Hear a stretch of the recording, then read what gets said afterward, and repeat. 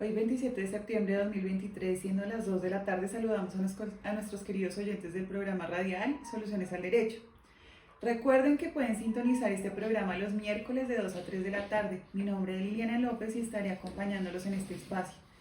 Un saludo muy especial a Jesús Benjumea y a nuestro querido invitado del día, Luis Fernando Acevedo, quien es abogado egresado de la Universidad Católica de Colombia, con maestría en Derecho Procesal de la Universidad Externado de Colombia, especialista en Derecho Tributario también del Externado y pendiente de grado de la especialización de Derecho Comercial y Financiero de la Universidad Sergio Arboleda, experto en Derecho Inmobiliario, quien nos hablará en el día de hoy sobre si se puede vender un inmueble adquirido con subsidios de vivienda de conformidad con lo establecido en la Ley 2079 de 2021, teniendo en cuenta también las disposiciones en materia de vivienda y hábitat.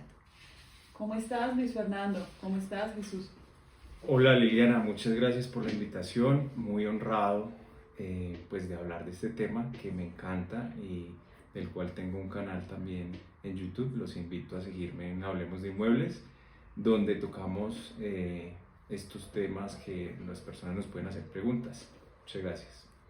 Bueno, doctor Luis Fernando, para iniciar con el tema del día de hoy, nos gustaría preguntarte cómo puede adquirir un inmueble una persona de escasos recursos que no tiene la solvencia suficiente para pagar la totalidad del valor del inmueble.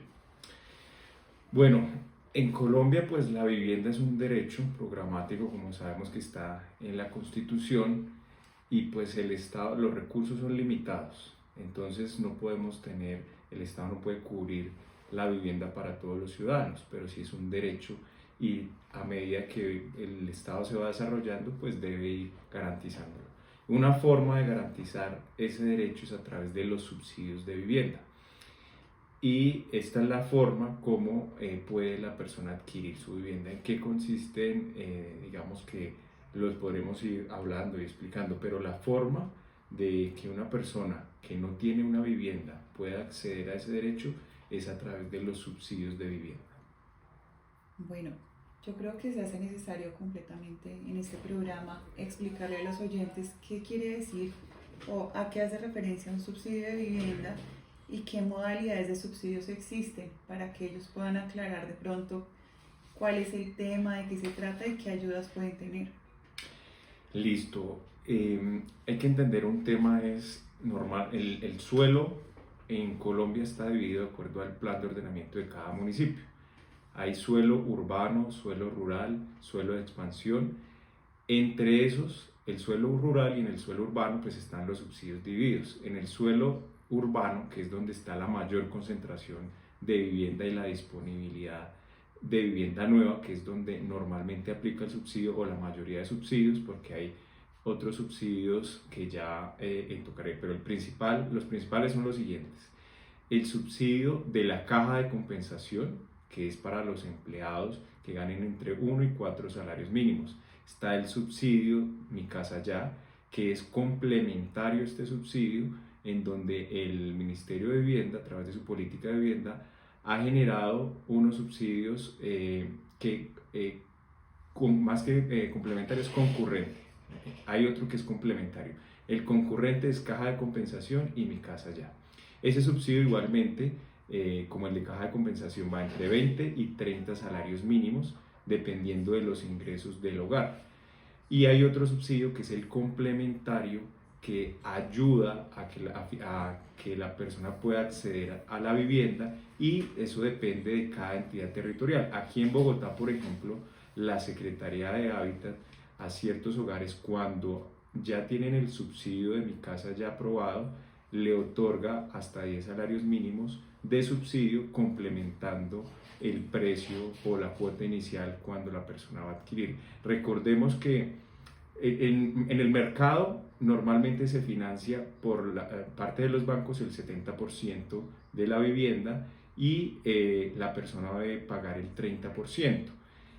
Hay otro tema importante acá, que la vivienda de interés social, que es la financiada, y la vivienda de interés prioritario, que es la que tiene derecho a subsidio, tienen un tope. El precio tiene un tope, no puede superarlo ningún constructor, que es 150 salarios mínimos y 90 salarios mínimos en ciertas regiones.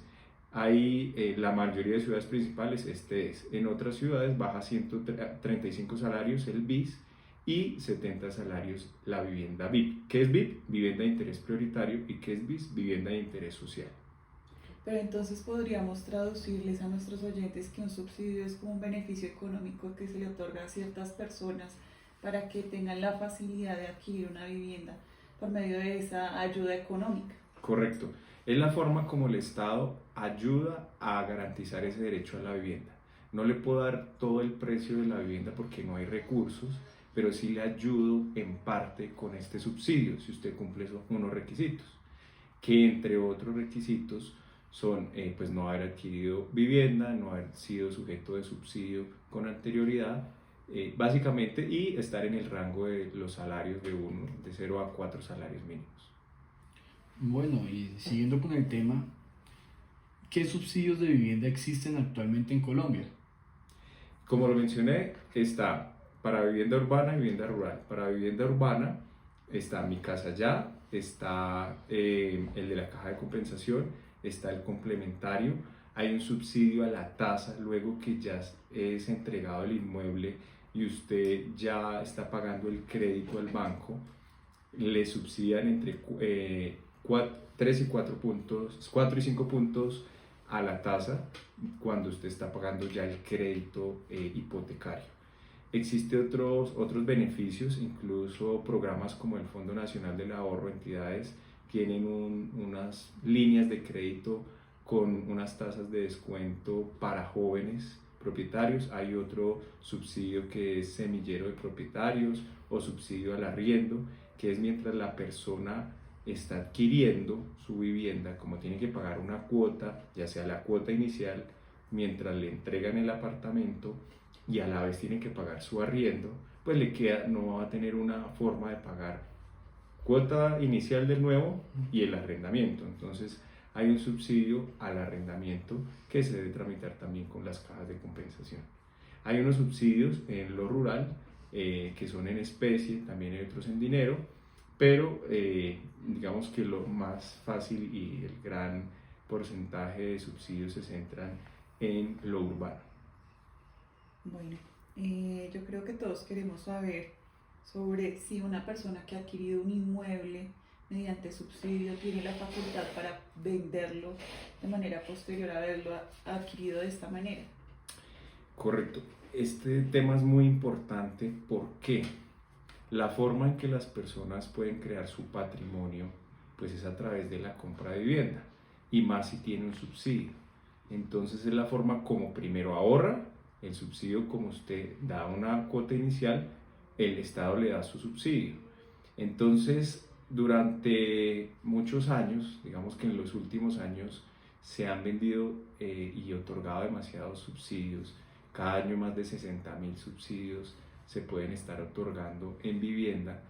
Antes de la ley 2079 de 2021, que se expidió en el 14 de enero, existía unas restricciones a las viviendas adquiridas con este tipo de subsidios, que era la prohibición de transferencia y el derecho de preferencia. ¿Qué quiere decir esto? Que la persona no podía vender, no podía dejar de habitar el inmueble adquirido y en el evento en que ya se cumplieran tenía un término de 10 años en el que no podía dejar de vivir en la vivienda, no podía venderlo. Y si pasados los 10 años decidía venderlo, la entidad otorgante del subsidio tenía una preferencia para adquirirlo. Entonces, esto salía en el certificado de libertad del inmueble y la persona pues no podía comercializar dicho inmueble, so pena de que le debiera restituir el subsidio adquirido. Entonces, a partir de la ley 2079, señaló que se podía vender estos inmuebles adquiridos con subsidios. El tema es, la gran pregunta que empezó a surgir desde ese momento y todavía surge es las escrituras públicas, los inmuebles. Yo debo ir a registro y decir, oiga, con fundamento en esta ley, levánteme esas anotaciones donde aparece la prohibición y el derecho de preferencia. Pues esto ya se ha venido decantando y hay conceptos tanto del Ministerio de Vivienda, de la Superintendencia de Notaría y Registro, donde señalan que simplemente yo debo es ir a una notaría cualquiera del país, no tiene ningún problema que haya sido en un municipio distinto o en un círculo notarial distinto al que se adquirió el inmueble. Yo simplemente cumplo unos requisitos, que más adelante si quieren lo hablamos, unos requisitos, y con esa escritura de cancelación de la prohibición de transferencia y el derecho de preferencia, lo llevo a la oficina de registro y me levanta. ¿Por qué esto? Digamos que había una confusión en algún momento de si yo iba directamente a registro funciona de una manera bajo un principio, que es el de rogación. Solo a ruego ejerce su función el registro, a no ser de que me dé una orden judicial o administrativa.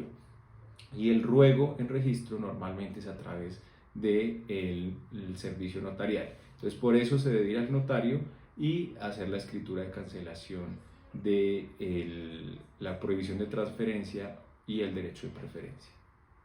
Bueno, ahorita que acabaste de mencionar la ley 2079 de 2021, nos surge la curiosidad sobre el hecho de saber qué novedad introdujo esta ley y qué personas se ven beneficiadas por por esta ley en cuestión. Claro, muy importante es que esta ley es prácticamente retroactiva. Pues nosotros los abogados sabemos que normalmente la ley, en un principio, que es la irretroactividad de la ley, pero el artículo 13 de esta ley menciona que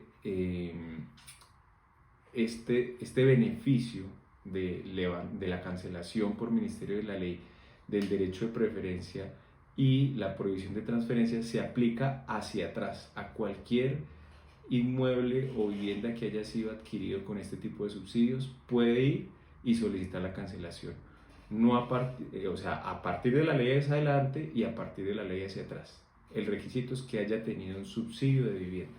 Entonces es una buena noticia para todas las personas que han comprado durante todos estos años con subsidio de vivienda. Al otro día de promulgada esta ley, podía haber ido a la notaría y solicitar la cancelación del derecho de preferencia y de la prohibición de transferencia.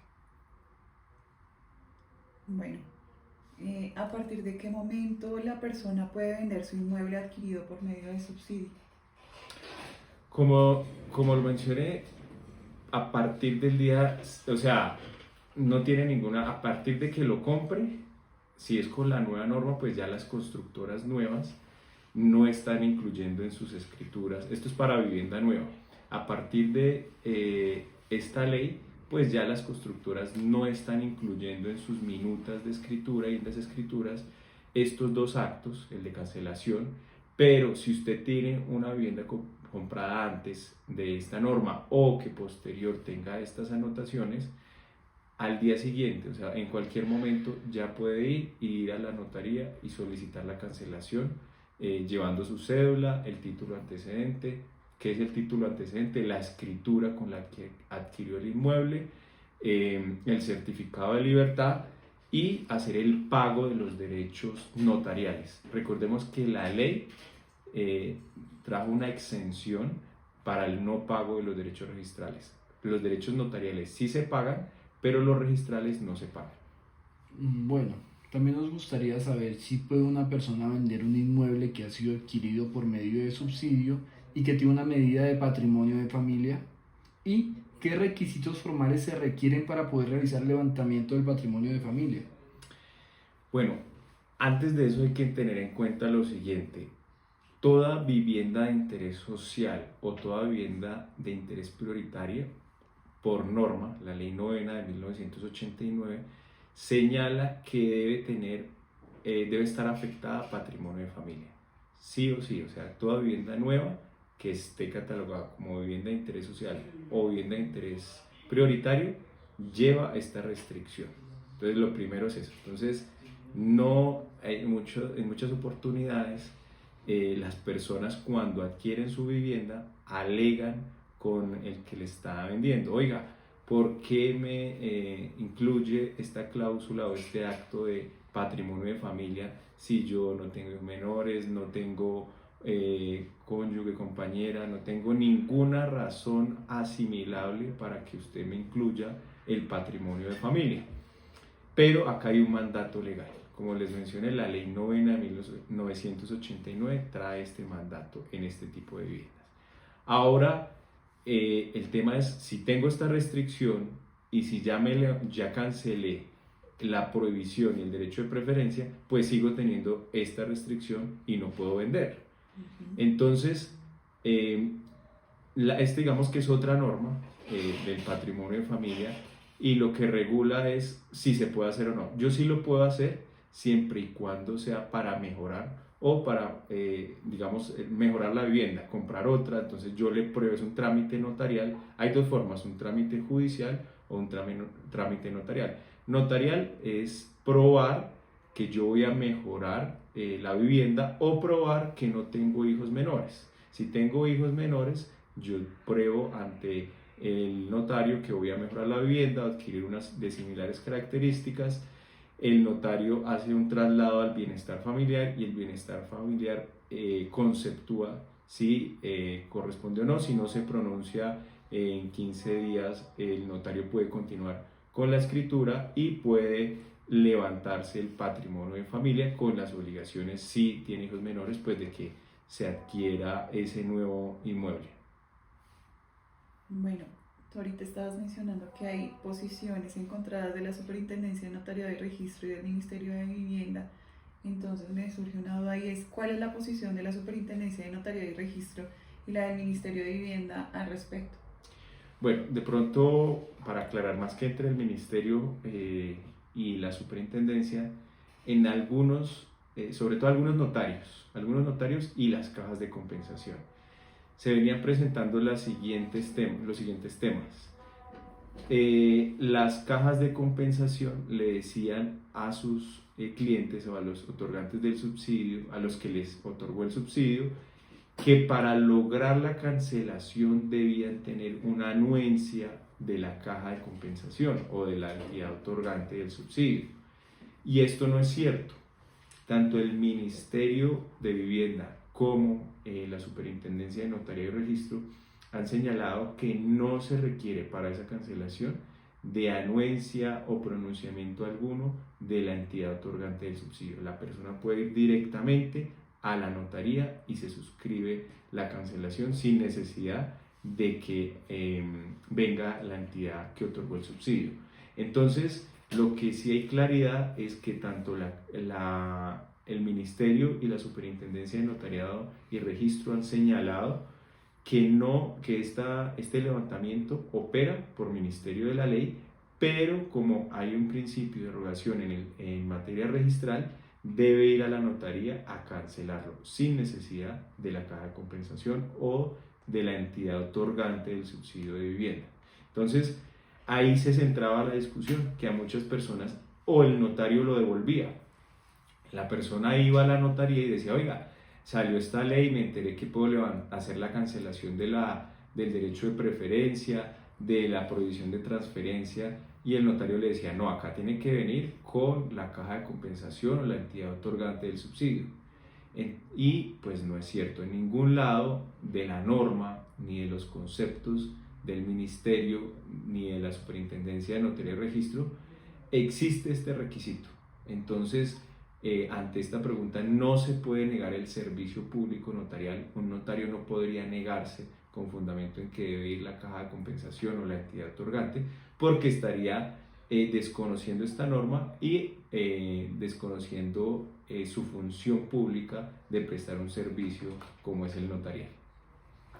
Bueno, ya la pregunta que te quiero hacer es respecto a un concepto que has venido mencionando bastante a lo largo, pues, de esta pequeña entrevista.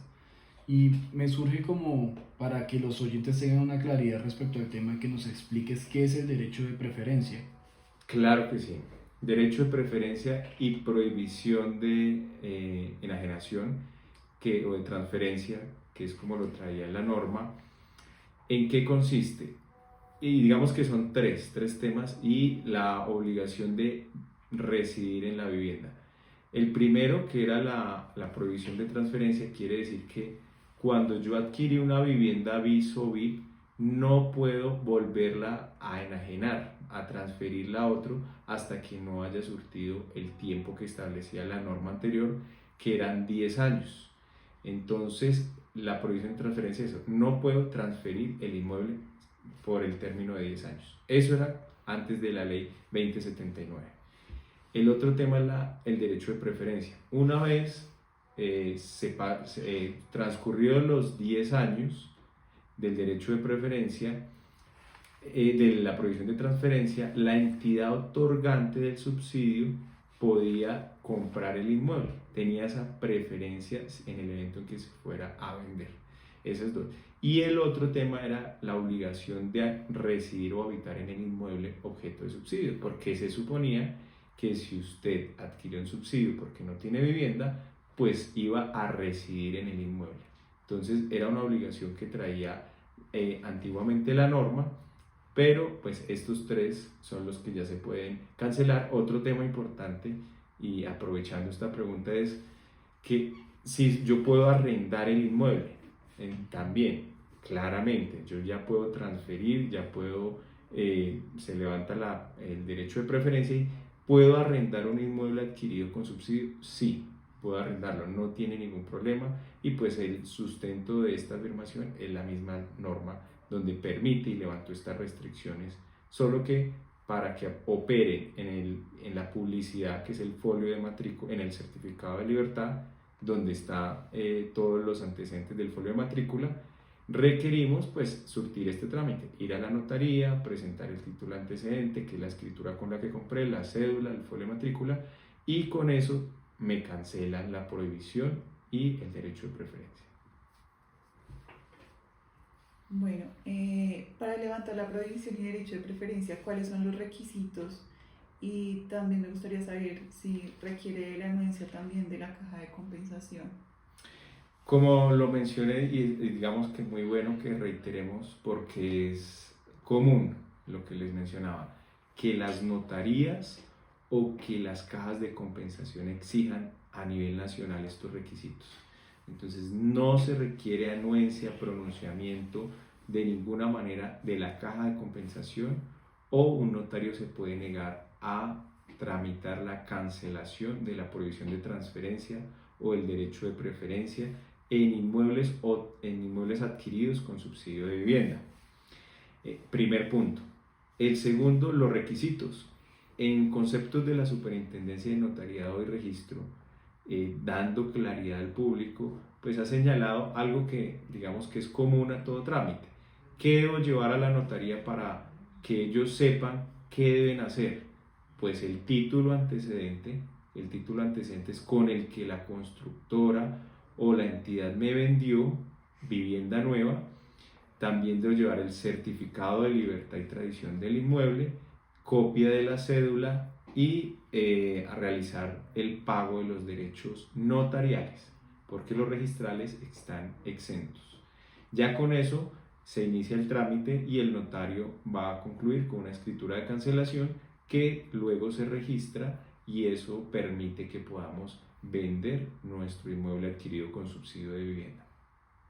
Bueno, y en dado caso, si el notario no quiere dar trámite a esa cancelación, ¿qué se puede hacer?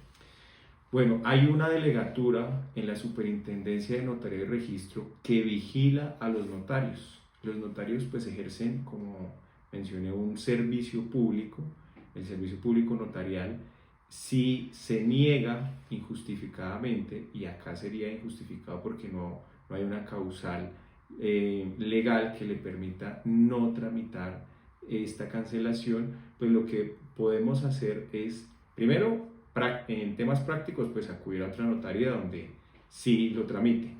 Pero si ya queremos sentar un precedente frente a un despacho notarial que no ejerce sus funciones, podríamos interponer una queja ante la Superintendencia de Notaría y Registro frente a este notario, pues argumentando lo que nos ha mencionado, que se radicó el trámite, lo devolvió o no dejó radicar el trámite de cancelación, las razones que dio, y ya la delegatura pues iniciará la investigación correspondiente para tomar los correctivos frente al notario. Esto se puede hacer muy sencillo por internet, en la página de Supernotariado al final encuentran un correo donde se puede contactar y se pasa la petición, la queja, y ellos ya la distribuyen a la delegatura correspondiente. Luis Fernando, y a tu parecer, ¿cuál es el subsidio que podría beneficiar más a una persona que tenga escasos recursos para adquirir una vivienda? Bueno, quiero aprovechar esa pregunta para hablar cómo funciona la venta de vivienda y lo fácil que es adquirir un inmueble. Normalmente uno en las ciudades principales encuentra salas de ventas en todos los barrios. Uno se dirige a una sala de ventas y puede encontrar pues proyectos que estén dentro del tope, pues el tope del municipio. En las ciudades principales, como los mencionamos, son 150 salarios mínimos, vivienda de interés social. Entonces yo me acerco a la sala de ventas. Normalmente la sala de ventas revisan, me dicen ve cuánto gano yo, cómo voy a pagar, y como pues ustedes saben, normalmente los bancos prestan un 70% y nosotros debemos pagar la cuota inicial, que son el 30% del valor de ese inmueble. Entonces ahí le hacen un plan de financiación a uno donde le dicen, bueno, este 30% usted cómo lo va a pagar, porque el 70% ya sabemos que es con un banco. Entonces ese 30% yo, de acuerdo al proyecto, cada proyecto tiene unos plazos, normalmente esto es sobre planos, se hace a través de una figura que es la preventa, donde interviene una entidad fiduciaria donde yo voy a consignar mis recursos, y esta entidad fiduciaria lo que hace es mantenerlos hasta que la constructora cumpla todos los requisitos, saque la licencia de construcción, haga todos los estudios y se logre un punto de equilibrio. O sea, el punto de equilibrio, ¿qué quiere decir? Que sí, el proyecto es viable, que el mercado respondió bien, que se firmaron el 50+1 de preventas normalmente, aunque a veces el punto de equilibrio puede ser mayor.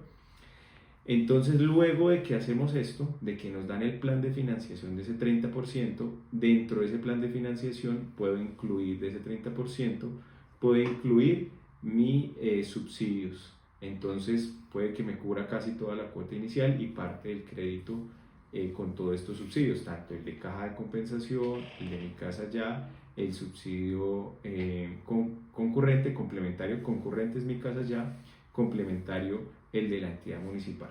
Entonces ese 30% puede ser cubierto por estos subsidios. Entonces fácilmente yo adquiero mi vivienda, empiezo a pagar pues ese 30%. Si yo gano entre 1 a 4 salarios, voy a tener derecho a un subsidio, o proporcional 20 salarios o 30 salarios. Si me queda faltando algo de la cuota, pues yo lo pago en ese plazo que me dan, que normalmente puede ser 20 meses, dependiendo de la estructuración del proyecto. Podría tener una cuota mensual de 800, 500, dependiendo del precio de cada inmueble, 1 millón, 1,5 millones, y eso yo lo pacto con la constructora. Entonces fácilmente yo puedo adquirir mi inmueble con este subsidio, porque el resto, cuando yo ya me pase, pues dejo de pagar mi arriendo y pago la cuota del crédito de vivienda. Entonces es muy fácil. Yo los invito a todos pues a que adquiramos vivienda, que aprovechemos los subsidios que da el gobierno. El subsidio principal, atendiendo ya a tu pregunta, es el que tenemos todos los empleados, que es el de caja de compensación. Este no requiere nada, sino simplemente ganar entre 1 y 4 salarios mínimos, no haber adquirido una vivienda y no haber sido sujeto de este subsidio con anterioridad. Entonces es muy sencillo, va de 20 a 30 salarios y nos puede ayudar a la adquisición de esa vivienda. Doctor, te quería hacer una pregunta respecto a los beneficios en materia de vivienda a favor de los docentes y directivos docentes del sector oficial.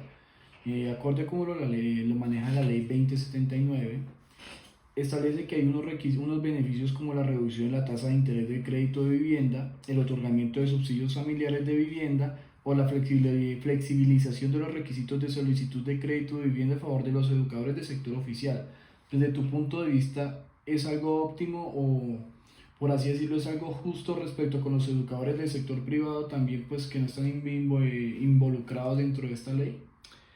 Digamos que es un beneficio, sí, que trae la norma y esta nueva norma que, digamos que reguló el tema de hábitat de distintas leyes y en particular esta de los educadores.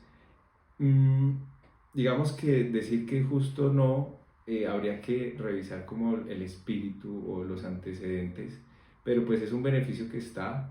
De pronto, ¿qué buscaba esta norma? Haciendo uno aquí unas conjeturas, es normalmente la educación pública es la que está en las veredas, en los centros no poblados, en lo rural, y esos educadores son contratados pues a nivel nacional. Entonces de pronto lo que busca es eso, incentivar o equilibrar esas cargas, porque en esos sectores pues no, nadie en el sector privado va a crear un negocio o un colegio que es, o una fundación que no sea viable, que económicamente no sea sostenible. El único que puede hacer eso es el Estado a través de su presupuesto, llegar a esos sectores rurales, a esos sectores que son marginales. Entonces puede ser una ventaja que ayuda a estos trabajadores del Estado. Pero digamos que no lo veo desequilibrado, o sea, los subsidios pues tienen cualquier ciudadano que gane de 0 a 4 tiene acceso, libre acceso a estos subsidios como el de la caja de compensación, Mi Casa Ya, el concurrente.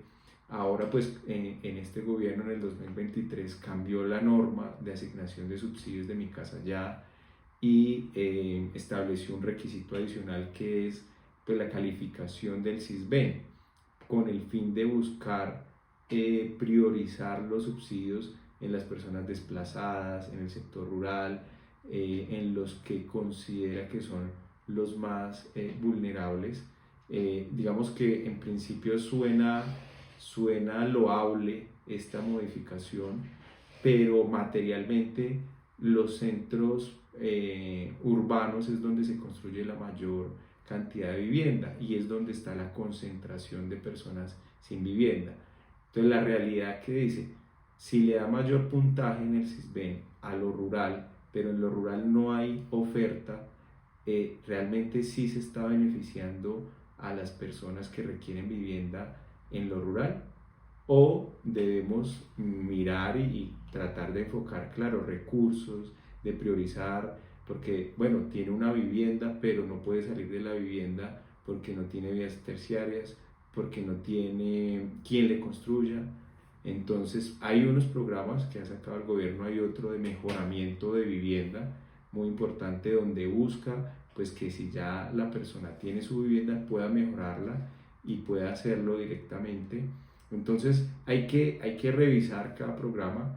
Mi visión es que venía un desarrollo, la construcción y venía reduciéndose ese déficit de vivienda que había entre la cantidad de personas que no tenían vivienda y la cantidad de oferta de vivienda que había en su momento y que los constructores en las ciudades estaban desarrollando y mermó. Entonces ya continúa creciendo la demanda de vivienda de interés social y la oferta se reduce. ¿Por qué? Porque realmente también este es un incentivo para que los desarrolladores digan, oigan, yo me meto a este negocio que de pronto no voy a ganar mucho, pero puedo hacerlo en gran cantidad. Bueno, ¿qué recomendaciones les darías a nuestros oyentes que quieren adquirir una vivienda con subsidio?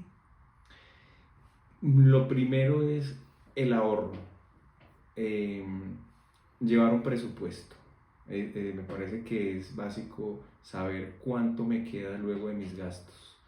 Entonces me quedan 300.000, 400.000 pesos, 1.000.000. Con eso puedo ir a una sala de ventas y verificar y hacer un plan de financiación. Entonces, si tengo un subsidio y me quedan 10 millones para lograr adquirir, entonces 10 millones en 20 meses que tengo de plazo para pagar, pues se me abre la oportunidad de adquirir una vivienda muy fácil. Otra adicional del presupuesto, pues buscar la manera de ahorrar, buscar la manera de acceder a ese subsidio que es el subsidio de arriendo, para que mientras pagan la cuota puedan también tener una financiación y que puedan cubrir sus gastos.